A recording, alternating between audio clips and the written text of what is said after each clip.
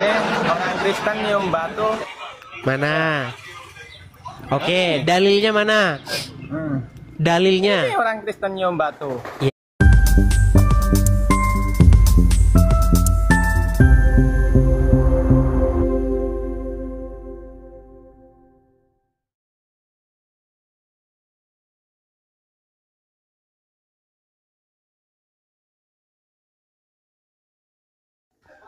Selamat malam Bang Edis. Selamat malam. Saya konfirmasi dulu Bang Rian. Anda Muslim? Ya, Muslim. Muslim. Ya, silakan Bang. Sudah lama nonton Edis TV Bang? Jarang Edis. Soalnya jarang, banyak tapi lawaknya soalnya. Banyak lawaknya. Soalnya kalau serius-serius sama kalian itu nanti menimbulkan sakit kepala, gejala stroke ya, dan darah tinggi. Jadi dibuat saja humor saja. Enggak, orang Muslim enggak percaya sama omongan Edis. Oke, sebutkan satu pernyataan saya tentang agama Islam yang orang Muslim tidak percaya. Banyak. Satu saja sebutkan, jangan banyak-banyak Bang. Satu aja. Banyak. Contohnya tadi, ya kembali ke tadi, aku kan menyimak batu. Padahal lebih parah orang Kristen loh. Mencium Sebentar, batu itu sebentar. ada Bang, caranya. jangan dulu ke Kristen Bang, sebentar. Apa statement saya tentang batu yang merupakan fitnah? Ya. Ya contohnya kan Edis menyampaikan tidak sesuai, nggak nyambung. Apa contohnya itu Bang? Yang saya katakan apa? Nggak sesuai, nggak ada dalil di Al-Quran. Itu loh. Oke, yang saya katakan tadi adalah mencium Hajar Aswad menggugurkan dosa-dosa. Apakah itu tidak sesuai dengan ajaran agama Islam? Memang itu sesuai, tapi tidak. Terus kenapa Anda katakan saya memfitnah?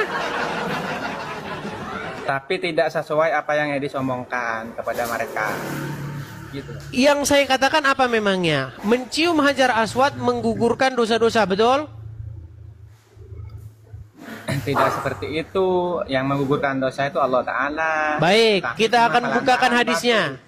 Kita akan bukakan hadisnya bahwa mencium Hajar Aswad akan menghapuskan atau menggugurkan dosa-dosa. Baik ya, kita buka hadisnya.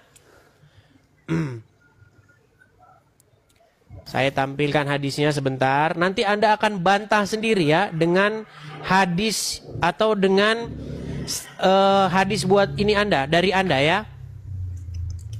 Saya tampilkan. Lebih parah orang Kristen Edis kalau Kok lebih parah? Berarti Anda sudah mengakui. Berarti Anda sudah mengakui kalau Anda katakan lebih parah orang Kristen. Saya punya data Bang Edis. Baik, baik. Saya tampilkan dulu hadisnya. Dari Belanda. Baik, saya tampilkan dulu hadisnya. Saya balik kamera saya. Saya akan tampilkan banyak hadis, fakta-fakta tentang Hajar Aswad ya. Selain Hajar Aswad ini adalah tangan Allah ya. Bahwa dia akan bersaksi nanti di hari kiamat. Ternyata dia juga penghapus dosa. Baik. Sebagai tangan Allah di bumi. Perhatikan. Dalam hadis yang diriwayatkan oleh Ibnu Majah, Rasulullah mengkiaskan Hajar Aswad sebagai tangan Allah di bumi. Perhatikan. Barang siapa bersalaman dengannya, Hajar Aswad, seolah-olah ia sedang bersalaman dengan Allah yang maha mulia. Makanya saya bilang Allah ini sebenarnya bentuknya itu Hajar Aswad. Lanjut lagi. Rasulullah juga telah bersabda, Hajar Aswad turun dari Hajar Aswad turun dari surga. Awalnya berwarna putih dan kemudian menghitam karena dosa-dosa manusia. Hadis ini mengandung makna simbolis yang mendalam. Mengusap Hajar Aswad diibaratkan seperti berbaiat kepada Allah. Ya Allah ya Rabbi. Mengusap batu katanya berbaiat kepada Allah. Sungguh ajaran bebatuan saudara-saudara. Makanya Itu kalau hadis orang ke apa? Arab lempar-lempar batu, cium-cium batu, Hadis. mencium batu seolah berbaiat kepada Allah. Sungguh Islam tiada lain adalah ajaran bebatuan. Saya lanjutkan Hadis, lagi, itu saksi hadis. pada hari kiamat. Riwayat dari At-Tirmizi dan At-Tabrani menyebutkan bahwa Hajar Aswad akan menjadi saksi pada hari kiamat bagi siapa saja yang menyentuhnya dengan sungguh-sungguh. Ibnu Abbas juga meriwayatkan bahwa Hajar Aswad, mana tadi? Bahwa Hajar Aswad menjadi saksi pada hari kiamat. Hadis ini memperkuat keistimewaan Hajar Aswad sebagai bagian dari ibadah haji, syarat dengan nilai spiritual. Terus, cahaya yang dahsyat. Ya. Menurut riwayat Ahmad At-Tirmizi, Hajar Aswad sebenarnya memiliki cahaya yang sangat terang. Tetapi Allah menutup cahaya tersebut agar manusia tidak terpesona secara berlebihan. Luar biasa. Nah, sekarang mencium. Ya. Bagaimana dengan mencium Hajar Aswad? Perhatikan. Mencium Hajar Aswad. Baik, kita bacakan dulu ya. Bagaimana Hajar Aswad dicium akan menghapus dosa-dosa. Nah, bentar ya, hadisnya. Sebentar, saya tampilkan dulu. Hadis mencium Hajar Aswad menghapuskan dosa-dosa. Mana tadi hadisnya ya? Nih. Dikatakan begini. Dalam Sunan At-Tirmizi, kitab haji, bab mencium 2 rukun. Dan At-Tirmizi mengatakan hadis tersebut hasan. Hadis ini juga terdapat dalam Sunan An-Nasai, Sahih Ibnu Khuzaimah, Sahih Ibnu Hibban, Musnad Ahmad. Ya, sahih ini pokoknya. Adapun dalam riwayat An-Nasai dikatakan dengan redaksi berikut. Sahih itu ada Menyentuh tingkatannya, Hajar Aswad nih. Menyentuh Hajar Aswad dan rukun Yamani dapat menghapus dosa. Lalu di mana yang saya katakan fitnah? Sahih itu, hadis sahih itu ada tingkatannya, tidak seperti itu. Jadi hadis ini bohong. Saya melihat sahih apa enggak, berapa derajat itu? Berapa derajat? Kan sahih, biasanya sahih itu ada Makanya saya derajat, bilang ada tadi tingkatannya. Bang, Nggak Anda bisa. ini sungguh nekat yang nyata. Saya itu tahu, Idis. Hadis sahih itu ada tingkatannya, berapa derajat. Oke, sekarang saya Berapa tanya orang apa arti sohih? kesaksian. Arti dari sohih apa Bang? Kamu nggak usah nanya aku. Kalau kamu mau belajar, datang ke rumah. Saya ini ahli tajwid, ahli kitab. Ya sudah, saya tanya apa arti sohih? Sebentar. Ini orang Kristen nyium batu. Mana? Oke, dalilnya mana? Hmm. Dalilnya? Ini orang Kristen nyium batu. Ya, saya tanya dalil. Orang Kristen Ini kan maling video. ayam banyak. Orang Kristen nyuri banyak. Itu. Orang Kristen mabok-mabokan banyak. Yang saya tanyakan kepada Anda, dalil. Silakan. Edis, saya itu memahami Bibil Anda beribu-ribu, lebih paham dari Anda. Oke, baik. Nanti kalau saya Baik, bongkar, Anda nanti mengklaim saya apa saja diturunin. boleh. Gini, Riansyah, dengarkan saya dulu. Orang Islam, orang Kristen, sama-sama ada yang jadi tukang pemabok. Sama-sama ada yang jadi tukang main togel, ada. Yang saya tanya dalil. Dalil di mana orang Kristen cium-cium batu di mana dalilnya? Banyak, Edis. Tunjukkan satu dalilnya. Kalau ada dalilnya di dalam Bible, saya terjun dari Monas. Silakan. Nanti saya kalau ditunjukkan diturunin penistaan. Silakan tunjukkan. Gimana sih? Tunjukkan dalilnya. Mana dalilnya? Saya- Wahai orang Karesteng, ciuminlah patung-patung itu. Kalau ada, saya terjun dari Monas. Silakan. Silakan. Gini aja, saya nggak mau debat itu. Kristen. Bilang aja kamu takut. Justru di dalam Bible dilarang. Itu perbuatan yang dilarang. Saya tunjukkan. Saya tunjukkan dalilnya. Nanti kalau saya menunjukkan. Baik. Yang typing, aduh. Baik, saya tunjukkan dalilnya ya. Saya tunjukkan. Apakah orang Kristen boleh melakukan seperti itu? Saya tunjukkan. Di dalam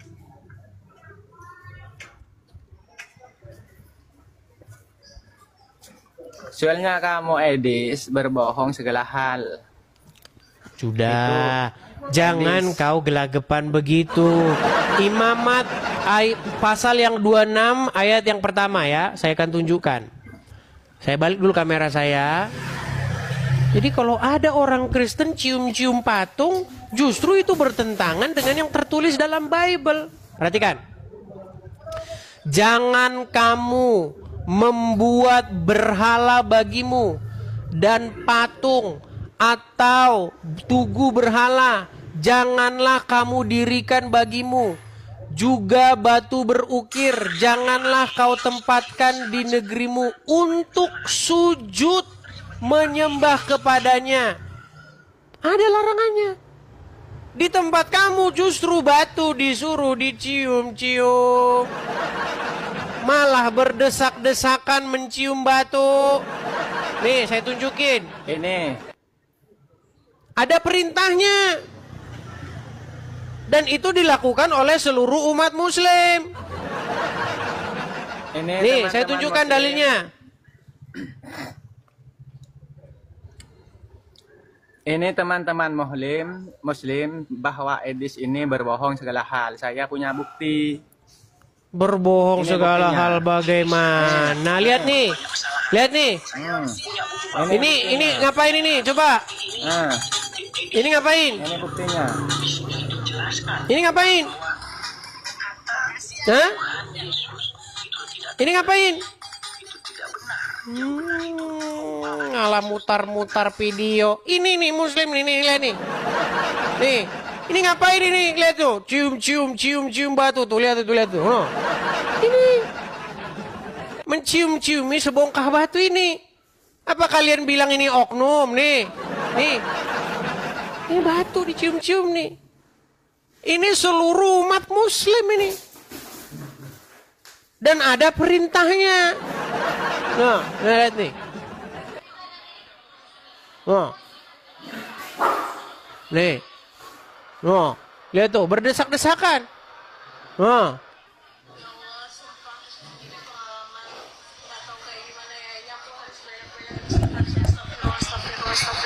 Aku gak nyangka banget ya, ternyata orang-orang di sini tuh ada yang bener-bener mesum, bener-bener ya Allah. Aku dari tadi ya diingetin sama orang itu ternyata. Jadi awalnya tuh aku ngerasa dia nempel-nempel gitu, tapi aku mikir kayak ya udahlah, dia kan mungkin kedua orang gitu kan. Kan aku gak nyaman dia nempel-nempelin ke aku langsung pergi guys. Waktu di Hajar Aswad itu, dan akhirnya aku geser sampai arah aku bisa nyium Hajar Aswad, alhamdulillahnya.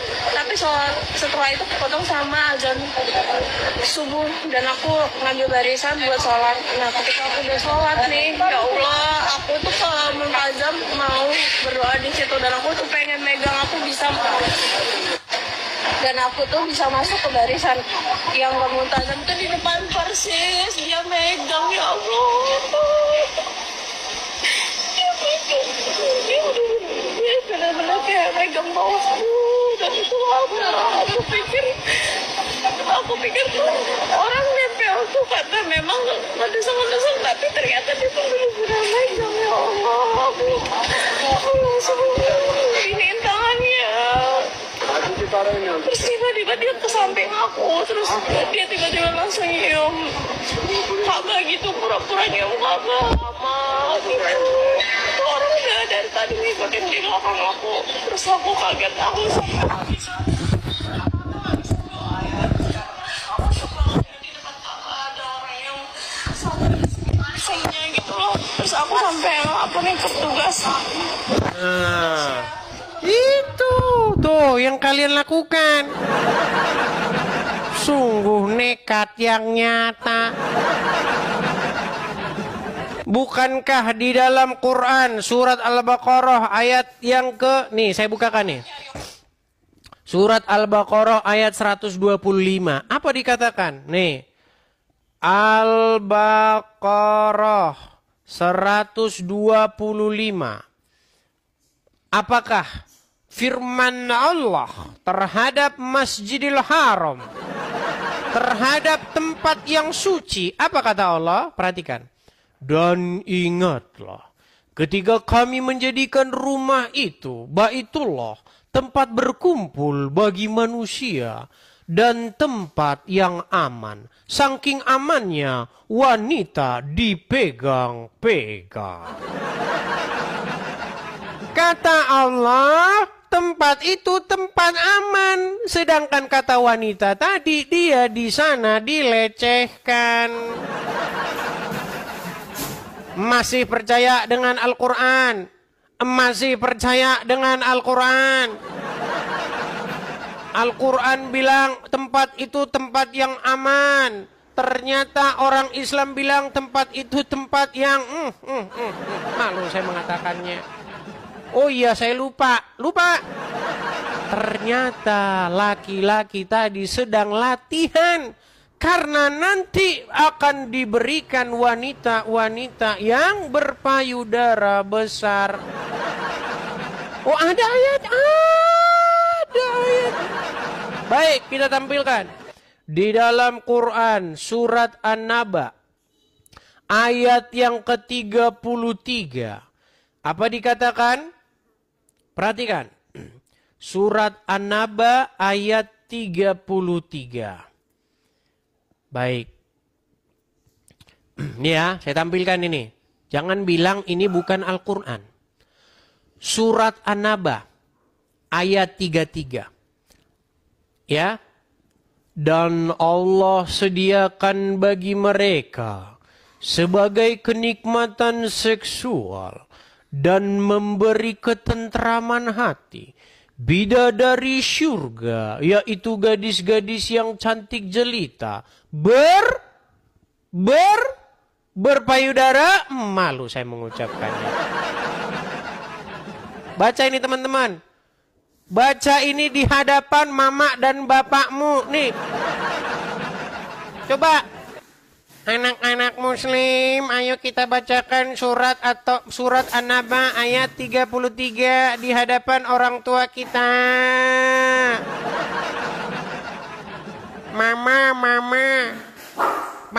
Papa, ini saya mau baca surat At-Taubah, surat An-Naba ayat 33. Nanti saya akan dikasih gadis-gadis yang madu.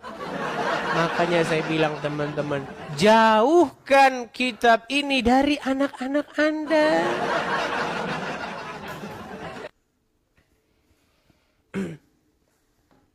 Dibilang menghujat katanya. Kalau saya mengatakan bahwa Allah akan memberikan gadis-gadis yang berpayudara montok, apakah saya menghujat? Sungguh kalian ini nekat yang nyata. Menghujatnya di mana? Bahkan kalau Anda mendengar ceramah Ustadz, Anda mau dengar ceramah Ustadz? Coba. Itu kalau saya ngomong masih saya sensor. Kalau Ustadz yang ngomong jadi seperti ini nih. Nih, coba kalian dengarkan ini. Karena banyak juga yang baru-baru nih yang nonton-nonton nih, ya. Banyak di antara para penonton ini yang baru-baru datang. Karena TikTok ini penontonnya ini terlalu banyak. Jutaan pengguna TikTok. 70 tahun. Bagaimana Anda mau katakan saya fitnah?